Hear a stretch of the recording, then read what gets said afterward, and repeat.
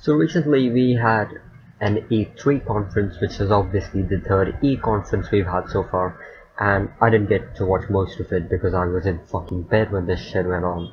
So I just brushed up on it by watching the trailers released. So there are things like Cyberpunk 2077 with Keanu Reeves. I probably pronounced that wrong. I just don't know how to pronounce his name. I'm sorry. Keanu. I got what I was trying to say. The next Watch Dogs. Watch Dogs is a franchise that I've always been tired of, but I love it still. It's kind of like having a pet. I wouldn't know since I've never had something as nice as a pet, and I go to sleep crying because I'll never have a pet like a nice dog that I can pet before bed and play catch with and call him good. Which is why I prefer to just watch dogs instead. See what I did there? Yeah. The first time I heard about Watch Dogs when I was like 11, and my cousin called me up on the telephone thing, and he was like, "Yo, dude, I'm coming to your city. You want me to bring you games?" And little old me with a PS2 was like, "Oh yeah, man, I love games." Based on my experience from Need for Speed Most Wanted, and in desperation to play GTA, but I couldn't because my parents wouldn't let me.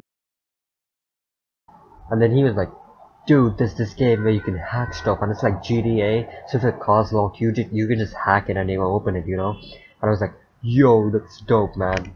Later in about 2015, when I was just beginning to become a man, I used to go to a place to play games on PS3 for like $1 for an hour, so that was pretty cheap. So then I found Watch Dogs and I started playing it.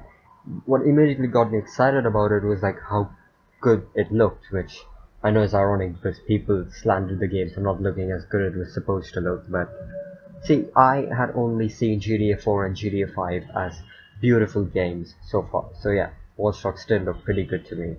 Shut up, okay? And yeah, just fucking look at the textures. They may not look as impressive to you now, but to, you know, young me, those were like top-notch graphics. They were like literally just real, like I couldn't say if that was real or not. So the next thing I loved was the hacking. Obviously it felt so epic pressing X to hack anything, and like I did that myself. But what I felt the most impressive was the profiler. Get information on anyone just by looking at them. Holy shit, that's genius. Look, this guy's walking weirdly because he needs to pee real bad. Ain't that a beauty? My kid brain didn't realize that these were actually designed civilians but rather a randomly generated system, which sometimes could mess up slightly, I'll admit that. But that's where I get to my point. Watch Dogs Legion is announced in E, and holy shit am I excited to play it.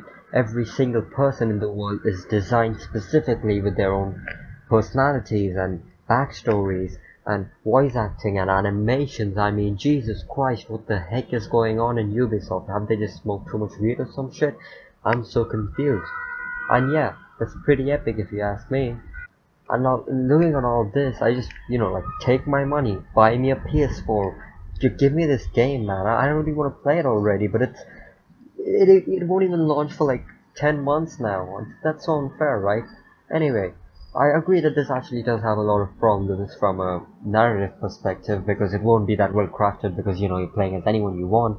But I think it's okay to let that go now. This franchise is just too messy. You can't expect anything from it. Just take what you get. That's what you're gonna do with this game. And to be fair with you, Ubisoft really did outdo themselves, at least from a gameplay perspective. I mean, how many months did they spend making custom gameplay for every character? God damn, I'm not sure how the fuck anyone can do this and not die of fucking stage 4 patience overload. Mother of Mount Helens, I'm overwhelmed. And just look at the beautiful takedowns. This badass thing, that badass thing, this superior being sent to us by God himself for the redemption of this goddamn franchise. And to be fair, the setting in this isn't exactly what I was expecting, but I guess it isn't so bad, you know. It's not cyberpunk level of futurism, which, you know, it would just be a rip-off. It's like kind of in the near future, so that's pretty good enough for me. But yeah, it does deviate from the nature of the first game where CDOS was a conspiracy and DedSec was trying to, you know, show it to everyone, and then Aiden like didn't even give a shit. He just wanted to take revenge or some shit, but that's cool, right?